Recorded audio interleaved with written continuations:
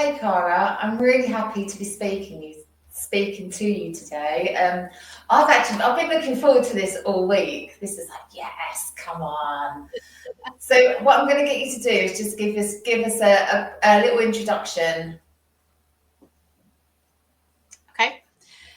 So I'm actually a Pilates coach as my first sort of role. But not long after I'd done my Pilates training, I realised I was going to be generally coaching slightly older women due to the fact that my classes are in the day and things like that. So a lot of my clientele tend to be sort of 50 plus, either working part-time or retired or working from home. And at the same time as I kind of twigged on that would be my ideal sort of client, I went on a course that talked about pelvic floor health. And after I'd been on this course, I was so shocked by the stigma that still surrounds pelvic floor health that I thought, right, I'm seeing all these older women or slightly older women, but not really. I mean, 60 is the new 40, isn't it? But I'm seeing all these women that are peri to postmenopausal, and pelvic floor health is still an issue. So not only do I need to think about my Pilates, but actually I need to start having a look into pelvic floor health and things that I can do as a movement coach to sort of help women that might be dealing with pelvic floor health issues. And so that was really where my journey started. So I'm still a Pilates coach. I still do my Pilates classes, but I also look at doing specific sort of courses that can just help women, or really empower women to take charge of their own pelvic floor health and learn about things they can do about it for themselves. I think, as you said, it's not really something you hear people talking about. I mean, menopause has been almost like blown up, hasn't it? Like, and now women are sort of saying, "Oh yeah, well, I'm menopausal, and it's not such a massive deal anymore." Yeah.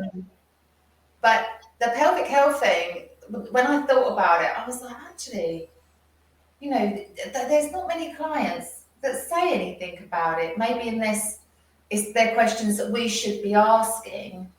I put a post up, and it was an old one actually. It was an old story. Sorry, I know I do go off tangent. So it was an old story, and it was Gemma Collins. It was on my stories today, but it was one I reposted because she was on this morning and talking about incontinence, and they were saying that there's 55% of women in the UK go through incontinence due to their pelvic health, due to sort of the not exercising the muscles, and I was like, bloody hell, 55%.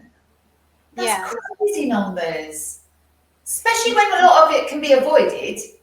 Yeah, I think it's not really. So I think the show this morning has actually done quite a lot to sort of raise pelvic floor health generally, because obviously it's hosted by women of a certain age, isn't it? And also people like, if you remember Holly Willoughby, she used to be terrible, like, oh, please don't make me laugh, please don't make me laugh. And so people started to talk a little bit about pelvic floor health issues, but I think there's still that sense of there's starting to be a shift. But actually, to start with, it was all about laughing. Do you know what I mean? Like, if you get together with a group of girls, you'll sort of be like, oh God, I was doing this the other day, and I wet myself, and we laugh because we don't know what else to do. So people are. Whereas once upon a time, nobody would have even said that. Nobody would have dared to even said, I did such and such and I wet myself. You just wouldn't have said that. Now people are being a bit more open about it and acknowledging that for women in particular, this does happen, often at certain times during life, but it does happen. But actually, there's still that sense of we've got to make a joke out of it because actually there's nothing else we can do. So I think that's sort of where we're at, where it's not quite as hidden. Don't talk about it. Only talk about it in dark places as it used to be. but actually there isn't a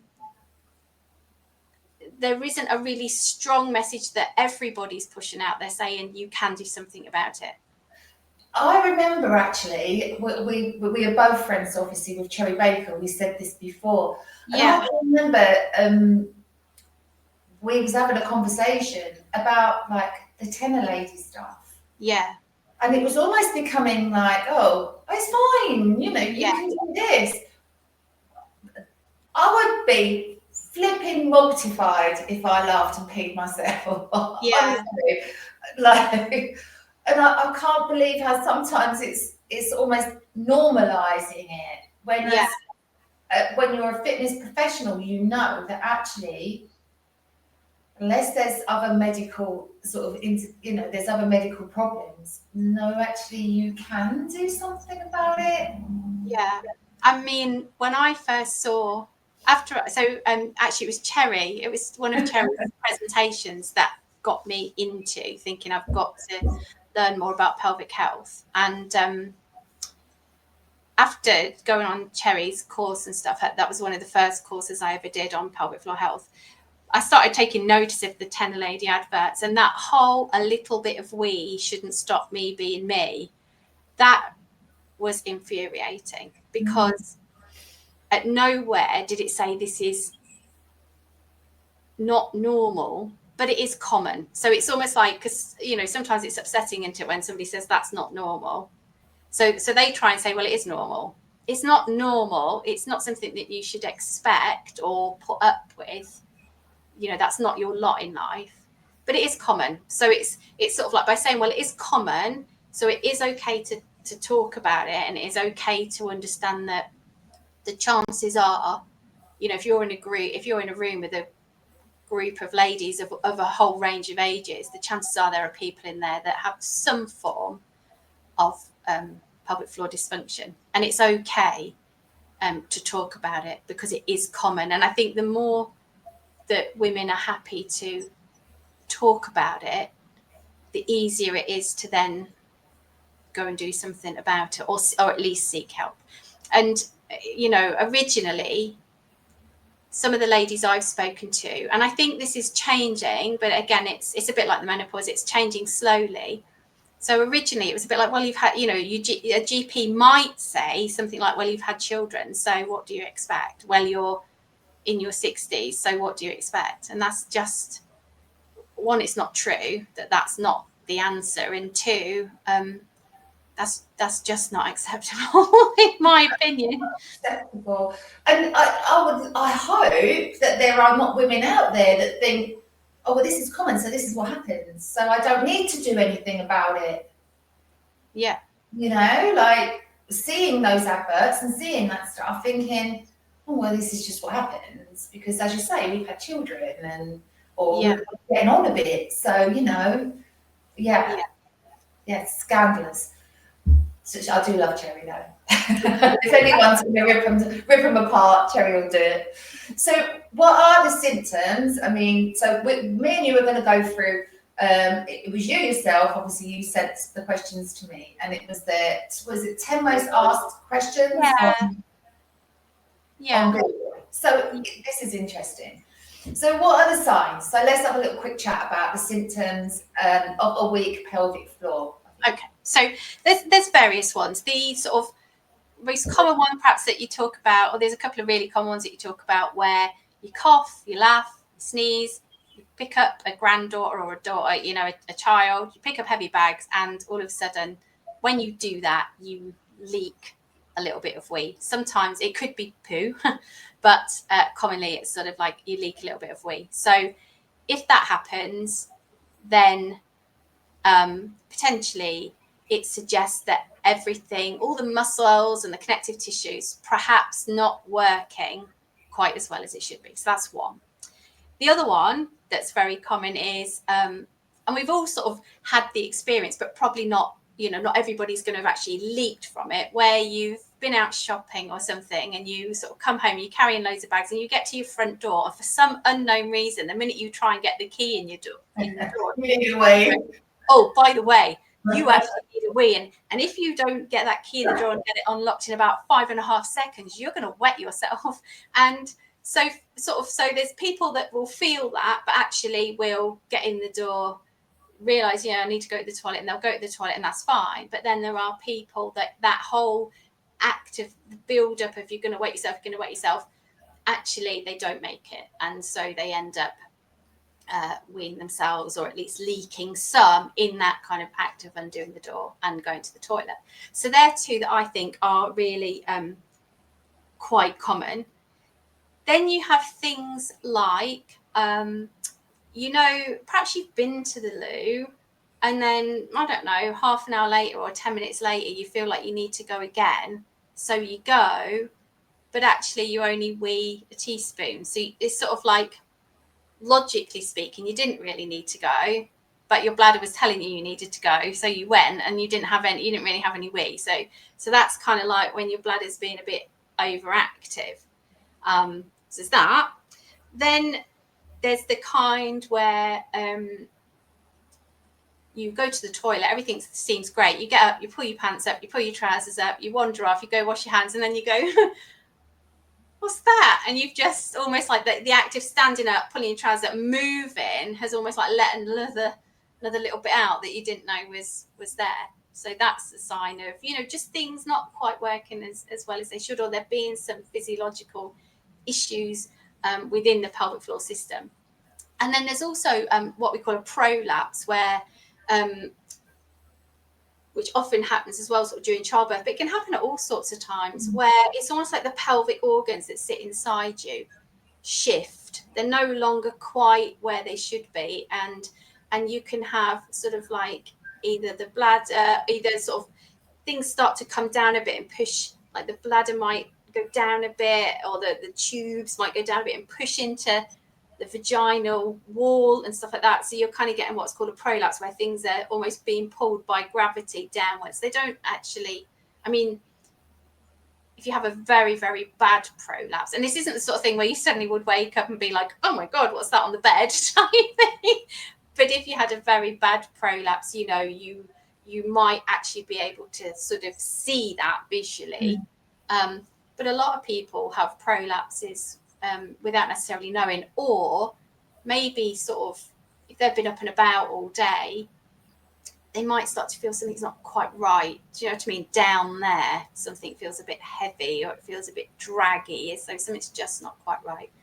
And that can be a sign of a prolapse. So they're the common types of pelvic floor health issues that you have.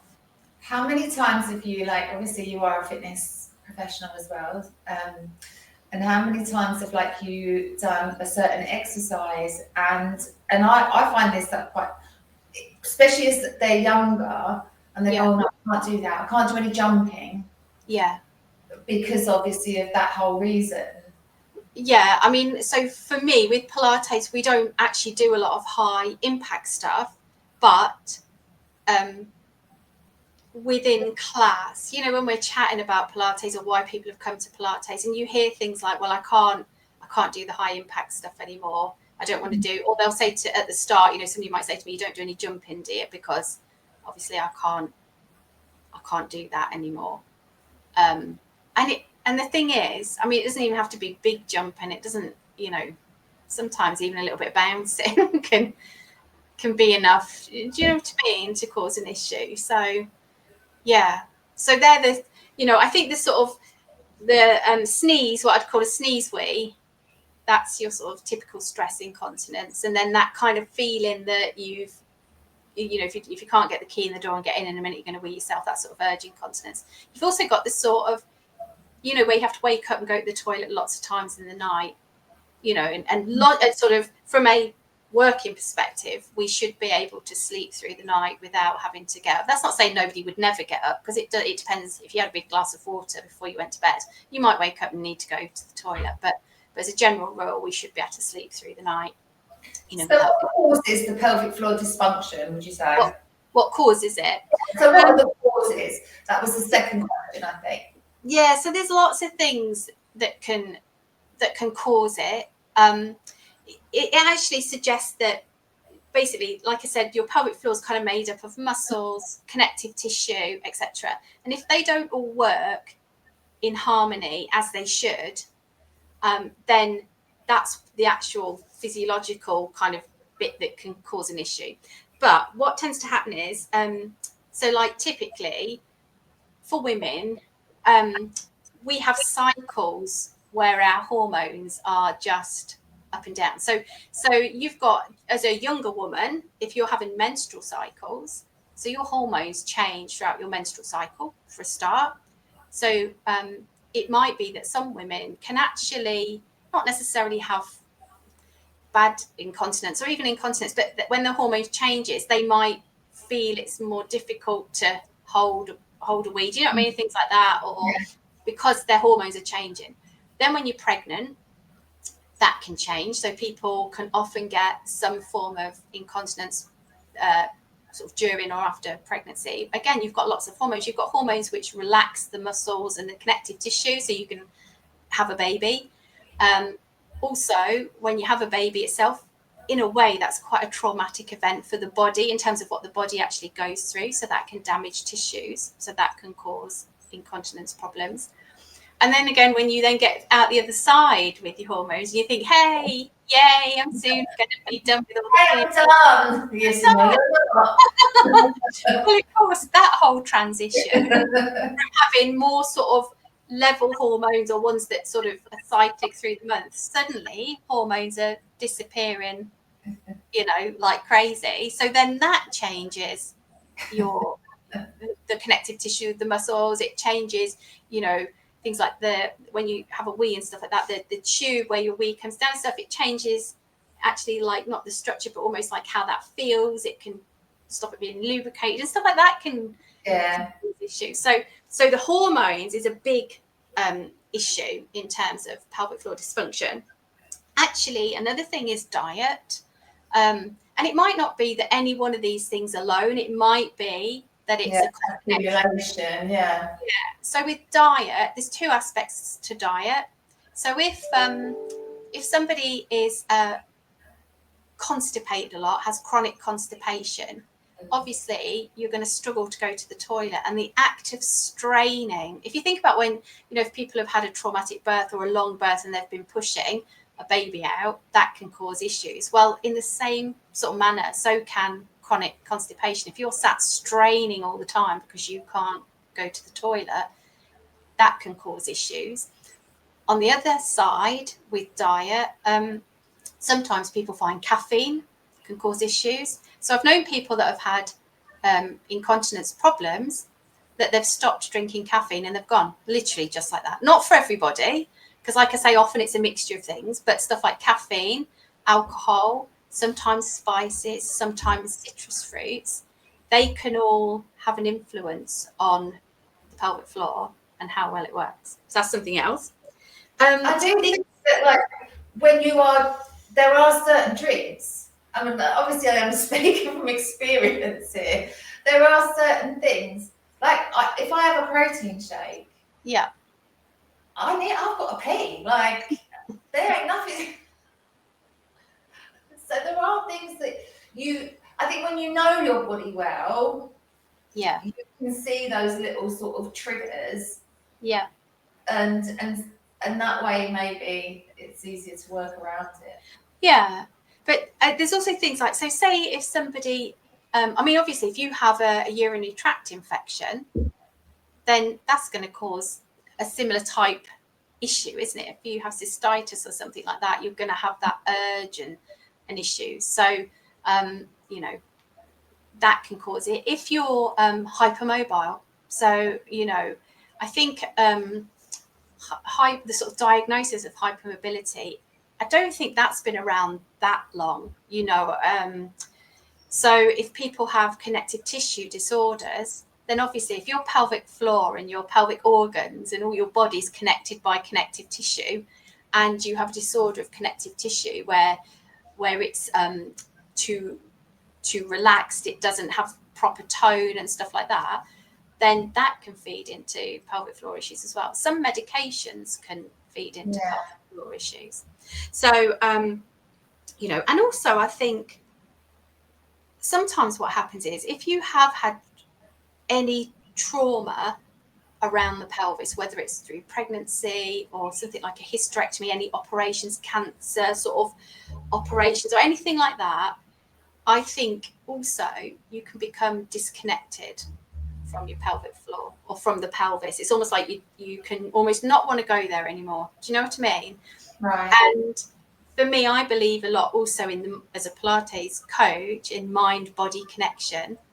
And if you kind of lose that connection, then I think there can also be reasons then why it's almost like everything's not quite working as it should, because you've kind of cut it off. Don't want to go there. Thing. Like disconnected yourself from it. Yeah. And so pelvic floor exercises was how can I strengthen my pelvic floor? Yeah. And can they stop incontinence? I remember when I had one of my babies, I've always remembered this as well. When I was in hospital, and they was like, I'm talking a long time ago. Yeah. Like, have you done your pelvic floor exercises? And I was like, I was so young. I was like, okay. And she explained it to me, and she said to me, right, every time you go out for a walk and you pass a lamppost, you pull in your pelvic floor. Yeah. And I did it. And thanks to that nurse, it's always been all right since. But you know what? When you're out walking, it's actually quite a good little indication to like. Well, I have, so to me, there's just sort of saying, how can I strengthen my pelvic floor? It's almost like there's kind of three categories here. So initially, you can perhaps hear my dog sneezing in the background there. Initially, I did used to focus quite a lot on squeezes, so pelvic floor, Kegels, and squeezes. The thing is, there's kind of three categories. So perhaps your pelvic floor is weak, maybe either due to childbirth or something like that, or disconnection, I don't know, with your pelvic floor. Perhaps it's weak and therefore it needs strengthening. So that's one option. But actually, there are people out there who hold a lot of tension in their pelvic floor. So if the pelvic floor is holding a lot of tension, then actually it doesn't need strengthening anymore. What it actually needs is to be able to release. Because if something's holding a lot of tension, then sometimes what can happen is it holds tension for so long and then suddenly it lets go. And that could mimic incontinence. Do you know what I mean? So actually, some people need to let go rather than being tense all the time. And then the third category is actually maybe the pelvic floor is strong enough, but actually it's not operating at the right time. Mm-hmm. You know, it's kind of like I'm going to cough, so the pelvic floor needs to get a little bit of tone just to manage that pressure and not release what is in the bladder, but it doesn't switch on at the right time. So it's kind of like you get a little bit of leakage. So it's for me now, where I am now, I don't think it's as straightforward as just going, oh, you've got incontinence, pelvic floor issues, so you need to strengthen your muscles. I think you need like to actually kind of work out, do they need strengthening? Do they need to let go? Or actually, do I need to practice the timing of everything switching on? In terms of though, can they stop incontinence? So I've worked with people, and we've looked at Kegels, so the squeezes, and they can stop incontinence, yes. But if you're one of the people who already have a tight pelvic floor, or if the pelvic floor is not switching on at the right time, then actually Kegels are probably not going to work. And in fact, they might make the symptoms worse. Oh, interesting. But if you do a sort of holistic, my approach is like a holistic approach where you're trying to reconnect to your pelvic floor and trying to sort of get it to respond naturally rather than always doing targeted squeeze release. You're trying to get it to sort of respond naturally like other muscles do in the body when we walk and when we get up and when we sit down and when we stand up. You know, if we can get that all working together, then actually it can be rehabilitated, or at least the symptoms be improved in a lot of cases. I mean, when you think about that, that's pretty common sense, isn't it, actually? I mean, I've not really sort of thought about that before, but thinking about it, you know, the way we hold tension in our body. Yeah. And, you know, at the end of the day, your muscles are muscles. Yeah. And they can, you know, we do hold tension in like in a lot of places. So and it's all connected. So for example, even if you're gritting your teeth, if you're a habitual teeth gritter, well, if you think about it, you know, this is where the alimentary canal starts, and if you think about where it ends, the other end, everything in the body is connected, which is my kind of like, that's my mantra, like everything's connected. Then if you hold tension here, it's quite possible that's going to sort of be transferred through the body and hold tension somewhere else. Do you know what I mean? So even if any part of the body, the feet, the hips, the inner thighs, the outer thighs, your breathing mechanics, if you breathe up here and you don't ever breathe into the belly, you know, if you brace, if you do a lot of bracing, you know, where you're sort of breath holding in the abdominals, all of that is all sort of gonna change what happens through the pelvic floor. So I think really for me, if you look at it as a holistic approach to sort of trying to restore the way the pelvic floor works, then I think if you take that as an exercise regime, then that can be very successful. So, well, we kind of have covered the 6, 7, and 8 now. And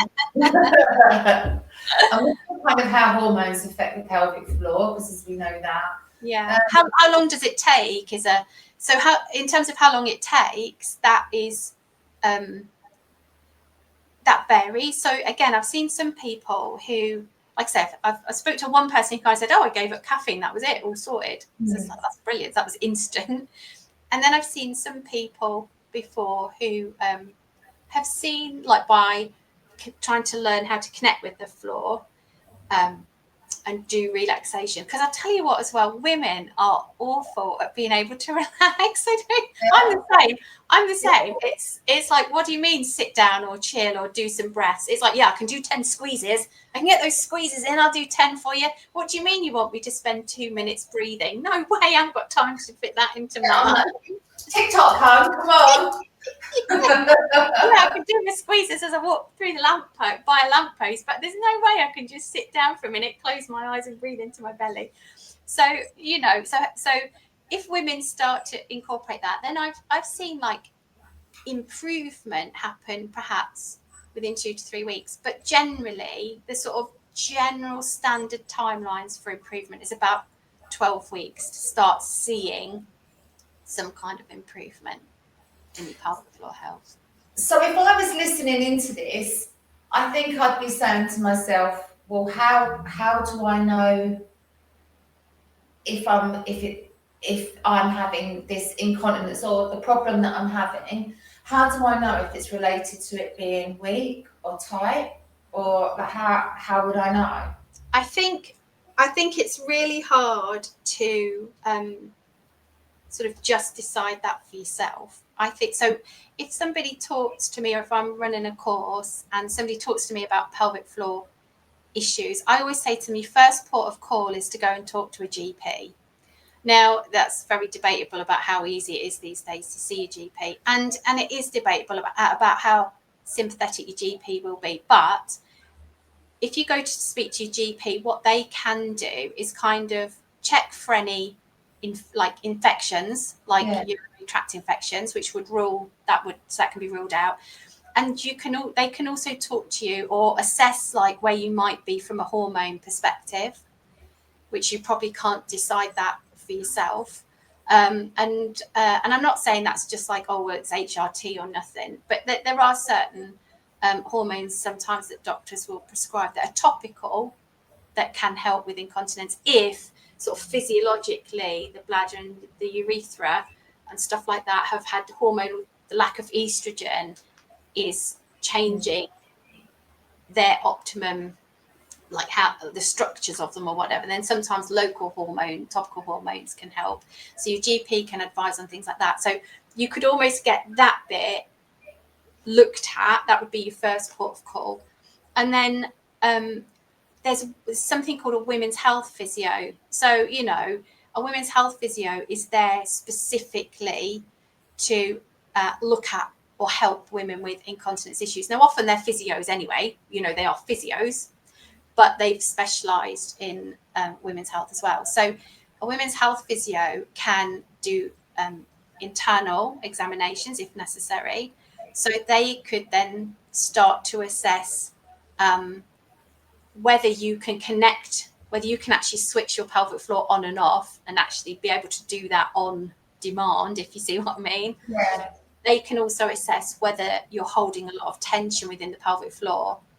And if they're not I don't know what the right word is, but if they're into the holistic side of pelvic floor health, because not all women's physios are, they can also then assess what's going on in the rest of the body, as well as look at your lifestyle. Do you see what I mean? So they can kind of help you decide what specifically could be causing your specific issues. So there is help out there. There is. And your homework. Yeah. And, and if it is an issue. Yeah. And again, it is something that you possibly don't have to settle with. No. It's worth getting it checked out and looked at. So So what about diet and lifestyle? So just going back to the doctor's thing, because I would say, sometimes if you go to the doctor and they're not sympathetic, there is like terrible stats out there that sort of says 40% of women are too embarrassed to talk to a GP about pelvic floor issues.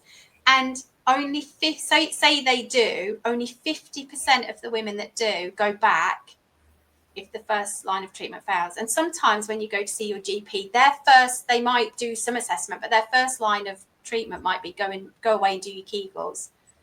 And right. So 50% of women, if that doesn't work, are afraid to then, or just think, I can't go back again. And if you can ask to be referred to a women's health physio, that's important. You can ask to be referred to one, and you can actually book an appointment to see one privately. So obviously that incurs a cost, but there are private women's health physios out there. So you don't just have to wait for a doctor to refer you. Do you know what I mean? So if you're getting any pushback from your doctor, or whatever, or not a lot of sympathy, or you've tried to say they've told you to go away and do, if it's not working, you can book in to see a women's health physio. They are out there for private appointments. There's probably women as well that have maybe been given these exercises and they haven't worked because maybe, as you've said, that's not the issue. Yeah. But maybe have felt like they've failed. Like within my job, right? If I give them the exercises and they do it and they don't get the results, they may feel like, I messed that up. And like take it almost upon themselves to feel that they've failed, but then maybe it wasn't the issue. Yeah. I think I kind of try and think that rehabilitating, if you're doing it on your own, I mean, it's quite a big task. You almost need like this toolbox, which is what I try and do when I work with women. It's almost like a toolbox of saying there's all these different tools which can help connect to your pelvic floor, help to release tension. Obviously, you want your pelvic floor to be able to get tone, and you want it to be able to relax. So then you've got exercises which can help strengthen the pelvic floor. And it's almost like you've got all these toolboxes with a bit of diet stuff and a bit of sort of how you think about pelvic floor health, how you think about pelvic floor dysfunction. And it's almost like you need to kind of like look at all these different things and try and work out what it is that works for you, if that makes sense, rather than there necessarily being you press this button and then everything's hunky-dory. And sadly, there's never a one-size-fits-all, is there? Because we're all so different. But so going back to that, what I said before, this lifestyle, okay? Yeah. We all know, like, obviously, healthy lifestyle and all that, but what's your view on it? Like, within how can it impact if there's maybe a slight issue there anyway? Yeah, I think, I mean, there's sort of things you can look at from a lifestyle perspective. Toileting is huge as far as I'm concerned. So sort of making sure that you're eating food and drinking enough fluid to be able to go to the toilet easily. I mean, I don't care about the sort of language I use, but if you need a poo, there's several things. So really, if you're going to do a poo, it should come out pretty easily. You know, some nice breathing, and it should just slide on out. You shouldn't have to be pushing hard. Do you know what I mean? So if you are, maybe you're not drinking enough, maybe you need a bit more fibre in the diet. Now, I'm not a nutritionist, so I can't specifically advise, but obviously the sort of healthy eating standard guidelines of, you know, having fibre, fruit and vegetables and stuff like that. Sometimes what women do is if they've got pelvic floor issues, and especially if they're afraid of, say, going out and then leaking, they'll think, well, I won't drink. Yeah. And actually the problem is if you don't drink enough, then your urine is concentrated, then that aggravates the bladder, then the bladder is more likely to send you signals telling you need to go to the toilet. So it's really important that you drink enough so that your bladder doesn't get in that situation. So the whole sort of trying not to be constipated, trying to have enough to drink. The other thing is as well that women are terrible at, and I mean, I'm totally the same. So I'm not like, well, I'm perfect at it. I'm so not. But, you know, we need to go. So we'll be coming downstairs getting ready for work. And you're like, God, I really need to go for a poo. And you're like, I haven't got time to go for a poo. I'm going to hold it. I'm going to wait. Don't hold it. Go for a poo, for goodness sake. Because when you hold it in, it starts to dehydrate, and then it's going to get harder to come out. Do you know what I mean? So if you get the call of something like going to the toilet for a poo, go for a poo, you know. Otherwise, that can sort of start the whole constipation thing off. And, you know, men tend not to worry about that, do they? They're quite happy to sit and they'll take the time. And it's not that you should sit on the toilet for 5 hours, because that can have problems in its own right. But you know, men can happily go in, take a book, sit down, chillax. There's an advert as well, isn't there, out at the moment? Yeah, like about when the woman goes into like the sort of public toilet, and it's like, oh, you know, it's okay to poo in public. I'm like, hell no, I am sorry, I am not doing that, never. And do you know what as well? My dog don't do it either. She'll hold it all the way home. As soon as she gets home, and I'm like, she will not public poo. Luckily enough, being a Great Dane, like, because obviously I need a shovel to pick it up. But yeah, no. Well, that's the thing, isn't it? And so we wait, and then, like I say, it can, while you're waiting, it starts to dehydrate, and then it don't come out as easy. And especially if you've already got a bit of pelvic floor issues, if you're straining, if you're already pushing down on muscles which are struggling to function properly, then it's not going to help them. And if you sort of hold your breath and, you know, that's just really putting an awful lot of pressure. So if you can sort of try and do nice, relaxed breathing as you're trying to go to the toilet and stuff, then that's better. And sometimes what people find is actually it's easy to go to the toilet. Do you remember when my little girl's not little anymore, but we used to have one of those like stools near the toilet. So if you can raise your feet when you're on the toilet instead of having your feet on the floor, it sort of lifts your knees, and there's a lot of suggestion that can put all the organs and all the bits and pieces in the right place to make it easier to poo, etc. So I've heard that. That before.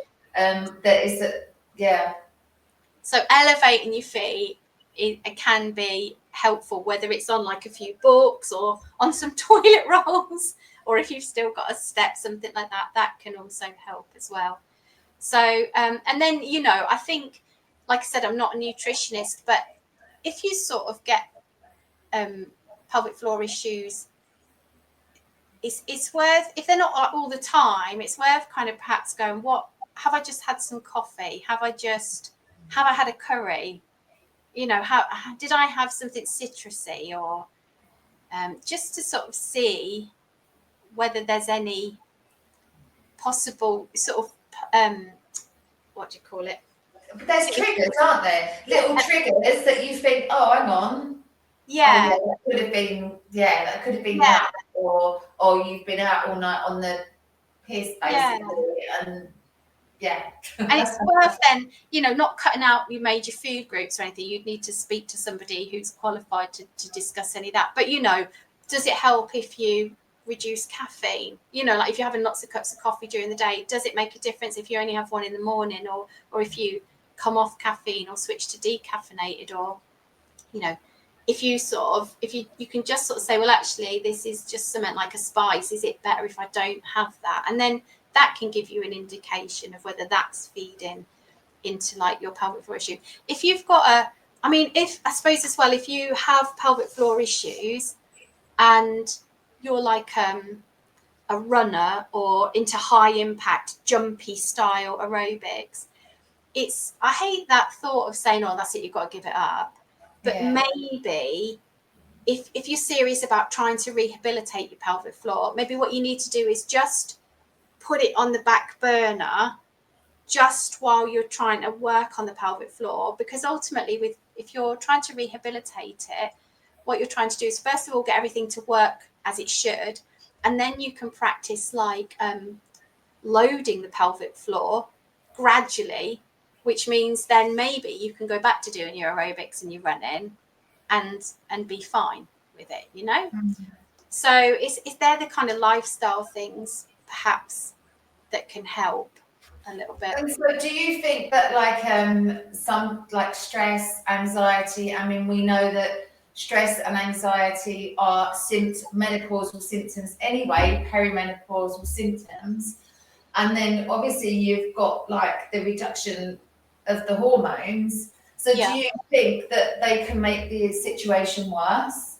I think if there's several kind of prongs to it. So stress and tension, like I said, for everything's connected. So if you're experiencing stress and tension and it's coming in around the shoulders, around the jaw, making your breathing more sort of shallow, stuff like that, and you're not breathing into your belly. So the pelvic floor has like a connection with the diaphragm. So the diaphragm sits underneath the ribs. And if your diaphragm's not working as well as it should, because you're breathing all up here, rapid, shallow breaths and stuff, then actually the chances are the pelvic floor won't be getting that same kind of movement. They work together.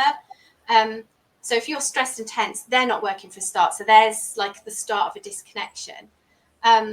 So I think definitely that's an issue. I was going to say something else with stress as well. Oh, and so then the other side to that is that once you get pelvic floor issues, the amount of women that I've seen is actually getting into that mindset of, I've got to go to the toilet before I leave the house. I've got to go again. I've got to go again. I've got to go again, 5 times before they leave the house. Or I don't go out anywhere because I don't know where the toilets are. I can't do that because I don't know where the toilets are. That in its own right, oh my goodness, I might wet myself in public. This is terrible. You've got that side where your brain starts to tell you all these stories about how you're definitely going to wet yourself. And then that leads to a whole, that in its own right can affect the pelvic floor. And it's one of those things, again, that, if you go to your GP, they're probably not going to talk to you about that because you've got 5 minutes. You've got 5 minutes with a GP. They're going to try and look for something physical that can be fixed. They haven't got time to actually understand that the sort of mental capacity that is taken up from women that have incontinence issues, that become isolated, terrified to go out, always looking around, where's the nearest toilet, wondering if they're even going to get to the toilet if they need to go for a wee. It becomes hugely limiting. So that in its own right adds to the stress and the capacity of the brain to be connected to the pelvic floor and be able to reassure yourself that you will be able to get to the toilet, or it will be okay. That in its own right is absolutely huge, I think. That's a very stressful situation to keep putting yourself in, especially if you've got, I don't know, like if you're traveling, commuting to work or something like that. it's not something that you can then not do. No. Is it? No. You've got to go to work, or you've got to pick the kids up from school, or you've got to do stuff. So that is stressful. And I think you can almost get into then that's going to obviously make your anxiety, make you more anxious. And the mind's a funny thing, isn't it? The mind is hugely powerful, because it's that old adage about if you tell yourself you can or you tell yourself you can't, you're right. Yeah, it's so true.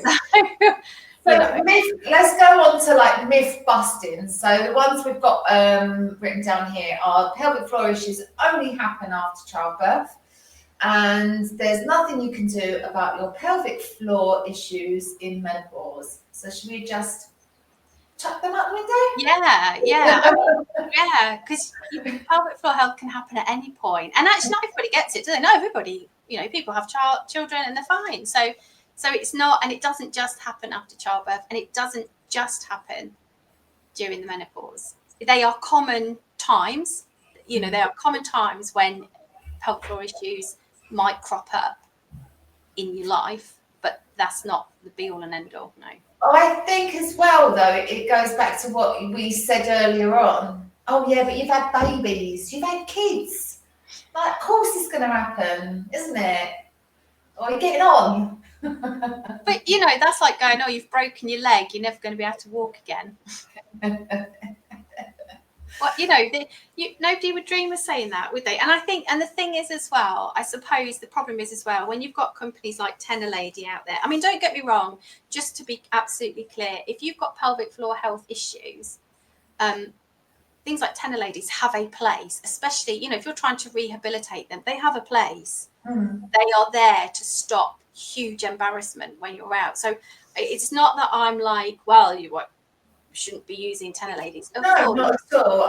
That's not the message at all. But no. I think the message is that if it's fixable, I don't know. Maybe I'm just a bit cynical. I mean, because Lady, I don't know if you've noticed over the past, there was a huge outcry. I think it was from some midwives on one of the Lady issues, and I saw it on social media, and they were just like, "What is this message that's being sent out by?" Whether it's Ladies or whoever, anybody that makes incontinence pads, it's like, what is the message you're trying to send out? So now within Ladies, sometimes there is this kind of, they've not said it strongly enough that I can remember what they say, but it's almost like they're trying to backtrack a little bit. But ultimately, incontinence pads are their business, so they don't want you. They don't want you actually, do they, to be cured because that's not good business for them. They'd rather be like, yeah, go and see a GP, maybe it can help, but really they don't want you to. They'd just rather you kept on buying their pads. Yeah, of course. It's funny, isn't it? A bit like the drug companies. Yeah. They don't want you better. Yeah, exactly. So 3 top tips. Oh, goodness, 3 top tips. Okay. Well, I've got more. Can I do it in 2 categories? Can I do it general top tips and then actions that I think you should take, kind of thing? Can I do that? Yeah, of course you can. So you are not alone. Okay, if someone's out there and they've got pelvic floor health issues, no, 100% you're not alone. I think that's so important. Okay. No one should suffer in silence. I want women to know that they shouldn't just shut up about it just because it's not obviously life-threatening, although if you look at isolation issues and the fear of going out, what it can lead to, that is a more serious issue. But no one should suffer in silence, and there is something you can do about it. And I don't know, maybe sometimes it can't be resolved completely, but very often improvements can be made. So they're my 3 kind of from a perspective of if you're a woman out there with issues, remember that. That goes for everything, really, doesn't it? That goes for a lot of things, not just health. Yeah, that could go for menopause, that could go for all the different symptoms. Yeah. And then in terms of sort of practical tips, I had to write these down because I'd never remember them. Do see a GP to get checked. It's really important just to make sure there's nothing underlying, nothing that's more serious or whatever. So any pelvic floor issues, go and see your GP. Ask for a referral to a women's health physio. And if they won't give you one, go and book yourself an appointment with a women's health physio yourself. Okay, so that actually somebody is going to properly assess you to try and find out what's going on. That's my second tip. My third tip is look at, while you're waiting for an appointment, have a look at lifestyle, things like constipation. What sort of activities are you doing? Are they all high impact? Can you rein back on them a little bit just while you're getting seen and helped or whatever? Checking out things like caffeine, alcohol. Do they impact your pelvic floor health while you're waiting? And the other thing just to say as well, which I haven't said, is if you're told to do squeezes or anything like that and you're trying to practice them, don't do them when you sat on the toilet by stopping your wee. Because I know, obviously that is how the pelvic floor muscles work. When you stop your wee, that's your pelvic floor muscles switching on. But don't do it. It's not great to be stopping your wee mid-flow. It can have all sorts of issues afterwards. So when you wee and let it happen, and don't sort of think, oh, I'll do my pelvic floor exercises while I'm sat on the toilet so I can check my wee stops and stuff. Don't do that. No. There you go.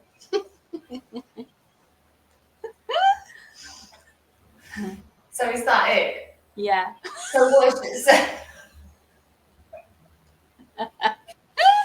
Right, okay. So what exercises should they do if they feel that that's the one they need to do? What would be, like, okay, we are going to wrap this up and I'm taking up so much of your time, but what would be your, like, first baby step kind of, this woman, she's never done any pelvic floor exercises before, she's having a few issues, she wants to maybe just do something, and what could be that first step? Honestly, I would say breathing. Honestly, I would say trying to learn to relax the body and focus on breathing and trying to notice whether all the breathing's coming up here or whether you've got breath coming into the belly, and taking out 2 minutes and doing some deep breath and just noticing what happens in the belly. Feel the belly rise as you breathe in and feel the belly fall as you breathe out. That would be the very first step for me. Okay, thank you, Cara. I think we could have possibly easily done another one. But it was really interesting, and I think people are going to be really interested in what you do. Oh, so where can they find you? Like, I know you don't do online, do you? But I do sometimes do an online course. I generally like to do face-to-face because it's easier to get group. What the problem is when I run a course, so my courses are ideally the sort of thing that goes alongside if you've seen your GP or if you've seen a women's health physio. The idea is I'm doing the holistic stuff to try and get the pelvic floor to sort of reconnect and things like that. But it's getting women together because women they empower each other when they're together and can share the story so people don't feel alone, and they can share things that are helping them. And that's much more powerful. I can do stuff online, and I have done like Zoom courses, but obviously it's harder when you're online to interact with each other. So it's not that would never happen, but I'm on socials. So on Facebook and Instagram, it's Cara Tatterton Pilates. My website is Cara Tatterton Pilates, and it's got stuff about, you can sign up to receive information about my pelvic floor health courses. And I'll do like series of emails trying to, going over some of the stuff we discussed today, just to try and give women some knowledge, because knowledge is power, isn't it? And if you feel a little bit empowered, you're more likely to take those first steps into getting some kind of help in rehabilitating the pelvic floor. Yeah, definitely. And especially if you suddenly get a light bulb moment where you realise that you're not on your own dealing with something, and there's help out there. Yeah. I'll tag you in all of this anyway, Cara. So thank you so much for joining me today. You're very welcome. I've loved it. Me too. Thank you.